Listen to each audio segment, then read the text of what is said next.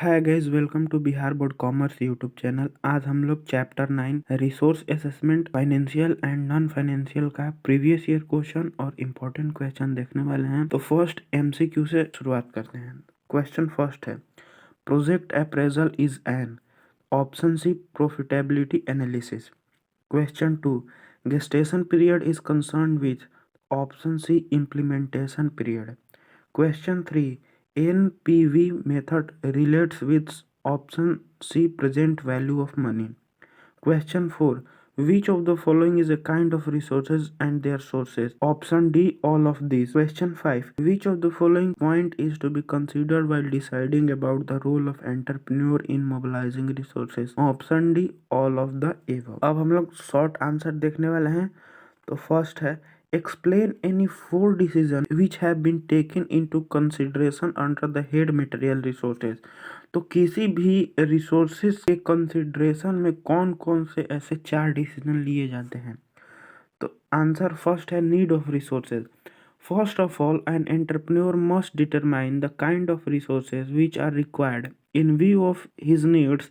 The resources are to be identified and selected. तो entrepreneur first of all resource का need दिखता है कि उसका वो रिसोर्स हमें कितना रिक्वायर है। Second, identification of resources. After having determined the resources, the entrepreneur needs to identify these resources and plan how to secure and ensure availability. Need of resources को देखने के बाद एंटरप्रेन्योर आइडेंटिफाई करता है उस रिसोर्स को कि उसे हम सिक्योर और अवेलेबल कैसे करा सकते हैं। Point third, a study of difficulties. It is not that easy to avail of the resources. What kind of difficulties are to be negotiated for procuring the identified source? This aspect needs a careful prior consideration so as to it's become convenient to move ahead. फिर उसके difficulties को वो study करता है, वो उस resources में क्या क्या डिफिकल्टीज आएंगी और उसका सॉल्यूशन क्या क्या है। Point 4, contact with supplier. In every resources which is land, machine, capital, labour etcetera, there is an owner in terms of individual और सम ऑफ ऑर्गेनाइजेशन। फिर वो सप्लायर से एक्ट करता है। कोई भी रिसोर्स है जैसे लैंड हो गया, मशीन, कैपिटल या लेबर, उसका कोई एक इंडिविजुअल ऑनर होता है या उसका एक ऑर्गेनाइजेशन ऑनर होता है।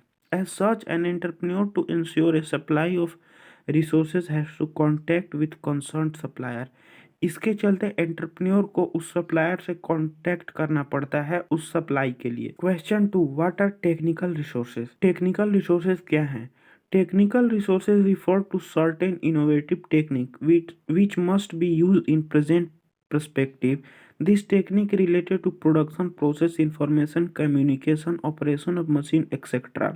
The modern and innovative technique in terms use of minimize the cost of production, whereas the same time it lead to the improved version of product. तो टेक्निकल रिसोर्सेज हम कहने का मतलब हो सकता है किसी भी प्रोडक्शन प्रोसेस या उसका इंफॉर्मेशन, कम्युनिकेशन का प्रोसेस, मशीन का ऑपरेशन, ये सब टेक्निकल रिसोर्सेज में आते हैं और इसे एंटरप्रेन्योर को हमेशा देख कर चलना पड़ता है और इसे इम्प्रूव करना पड़ता है। Question third, what factor affect physical resources? तो वो कौन कौन से फैक्टर हैं जो फिजिकल रिसोर्सेज को प्रभावित करते हैं? तो first, location of land, the size and it's cost. तो जमीन का लोकेशन, उसका साइज और उसका कॉस्ट कितना है। Second, the transport facility to access the land, ambience of location, machines, instrument and equipment, their availability, their quality, cost, technique and time spend for supply are important for consideration. तो land तक पहुंचने के लिए transport facility कैसा है, machine और equipment का availability क्या है, उसका क्वालिटी क्या है, उसका कॉस्ट क्या है और कितना टाइम स्पेंड होगा, ये सब में। Point third, the condition for installing machinery and it's repair. और मशीनरी का इंस्टॉलिंग का कंडीशन क्या है, कॉस्ट क्या है और उसका रिपेयर कैसे होगा। Question 4, mention any 3 role of entrepreneur in mobilising resources. तो रिसोर्सेज के मोबिलाइजिंग में एंटरप्रेन्योर का 3 रोल बताना है। तो first, need of resources.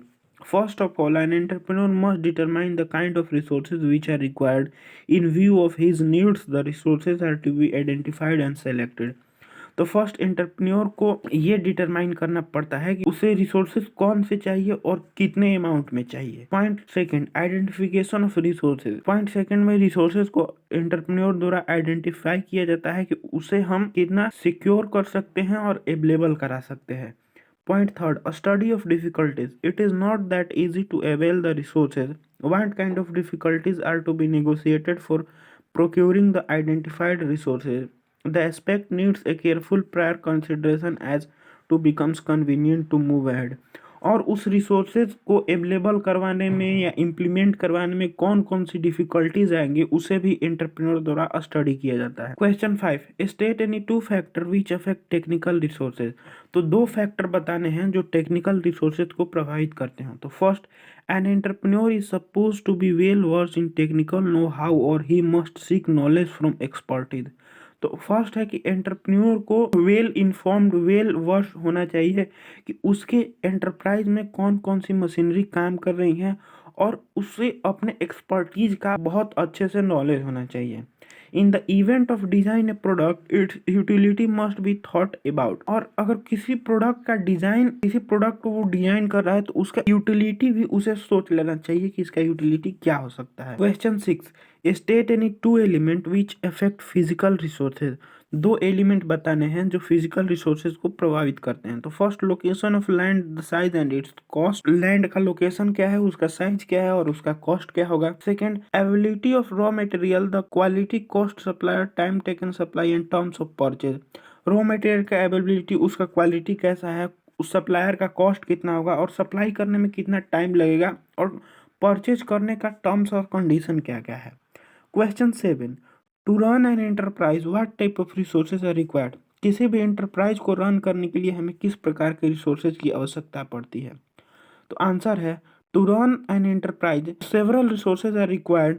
The resources are land, capital, labour, raw material, machine, equipment, water, electricity, safety, transportation have to be obtain. तो resources जब हमें किसी भी इंटरप्राइज को रन करने के लिए जरूरी है, जैसे कैपिटल हो गया, लैंड हो गया, labour, raw material, machine, equipment, water, electricity और transport. Question 8, mention the factor which should be kept in mind while managing resources. तो कौन कौन से फैक्टर जो हैं वो माइंड में रखने चाहिए जब हम रिसोर्स को मैनेज कर रहे हैं। तो फर्स्ट है need of resources, second identification of resources, third study of difficulties, fourth contact with suppliers, fifth quality and timing of resources, sixth quality and cost of resources, seventh financial arrangement of purchasing resources. Question number 9, what are resources. तो resources क्या होते हैं। Resources refer to that medium which is essential for cumulation of the project. तो resources वो medium होता है जो किसी भी प्रोजेक्ट के कंटिन्यूअस रनिंग में काम आता है। जैसे ये student how ever intelligent he is he, ये कोई भी विद्यार्थी हो चाहे वो कितना भी इंटेलिजेंट हो, in the absence of book, notebook, pen and teacher he can not do anything.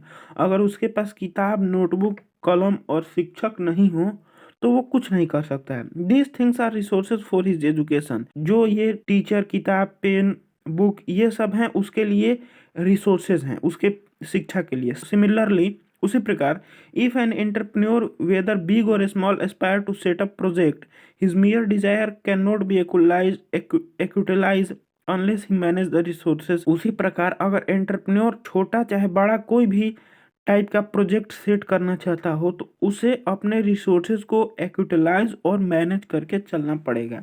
इसी को हम रिसोर्सेज बोलते हैं। अब हम लोग लॉन्ग आंसर को देखेंगे। तो फर्स्ट क्वेश्चन है, describe the different factor affecting the resources. तो उन फैक्टर को बताना है जो रिसोर्सेज को प्रभावित करते हैं। तो आंसर है, the following element have their maximum impact on the physical resources. तो फिजिकल रिसोर्सेज पे इन 2 फैक्टर का बहुत बड़ा प्रभाव रहता है। तो फर्स्ट है location of land, the size and it's cost. तो लोकेशन, लैंड का लोकेशन कहाँ है, उसका साइज क्या है और उसका कॉस्ट क्या है। Second, the transport facility to access to the land, the ambience of location, machines, instrument and equipment, their availability, their quality, cost, technique and time spent for supply and important consideration। तो उस land पर, उस जमीन पर पहुंचने के लिए transport facility है कि नहीं, लोकेशन का एम्बियंस कैसा है, मशीनरी, इंस्ट्रूमेंट, इक्विपमेंट, उन लोग का अवेलेबिलिटी, उनका क्वालिटी और कॉस्ट कितना है, और रिसोर्सेज को वहाँ पहुँचने में या प्रोडक्शन होने में कितना टाइम लगेगा, ये सब फिजिकल रिसोर्सेज के को प्रभावित करते हैं। Second, the following factor considerably affect technical resources, जो टेक्निकल रिसोर्सेज को प्रभावित करते हैं। An entrepreneur is supposed to be well versed in technical know-how or he must seek knowledge from expertise. तो एंटरप्रेन्योर को अपने एक्सपर्टीज का बहुत अच्छे से नॉलेज होना चाहिए, यानी वेल नॉलेज होना चाहिए। Second, in the event of designing product it's utility must be thought about. अगर किसी भी प्रोडक्ट का डिजाइनिंग हो रहा है तो उसका यूटिलिटी भी एंटरप्रेन्योर को पहले ही सोच लेना चाहिए। थर्ड है, following are the factor to influence financial resources. तो कुछ फैक्टर हैं जो फाइनेंशियल रिसोर्सेज को प्रभावित करने हैं। तो फर्स्ट है, determine the strength of employ according to the nature of project. तो प्रोजेक्ट के नेचर के अकॉर्डिंग एम्प्लॉय का स्ट्रेंथ डिटरमाइन करना पड़ता है। Appointment of skilled workers is done according to work, और वर्क के अनुसार स्किल्ड वर्कर को अपॉइंट करना पड़ता है। Question second, what is the role of an entrepreneur in mobilizing of resources और explain decision which has been taken into consideration on the head of material resources. तो इसका answer है first, need of resources. Resources की ज़रूरत को देखा जाता है कि हमें उसकी कितनी ज़रूरत है। Second, identification of resources. Second में हमें रिसोर्स को आइडेंटिफाई करना पड़ता है कि हमें वो कितना हमारे लिए सिक्योर है और उसका अवेलेबिलिटी कितना है। Third, study of difficulties. उस रिसोर्सेज में जो जो डिफ़िकल्टीज आएंगी उसे अवेलेबल करवाने में उसे स्टडी करना पड़ता है। Fourth, contact with supplier. तो जो रिसोर्सेज है उसके सप्लायर को कॉन्टैक्ट करना पड़ता है, या वो सप्लायर इंडिविजुअल हो सकता है या कोई ऑर्गेनाइजेशन हो सकता है। तो point 5, quality and timing of resources. तो रिसोर्सेज का क्वालिटी और टाइमिंग भी देखना पड़ता है कि हमें उस रिसोर्सेज का क्वालिटी कितना है और क्या टाइम पे हमें वो डिलीवर हो रहा है, किस टाइम पे। Question 3, mention the different kind of resources. तो फर्स्ट है physical resources. These resources comprise land, location, machines, instrument, equipment, and raw material, etc.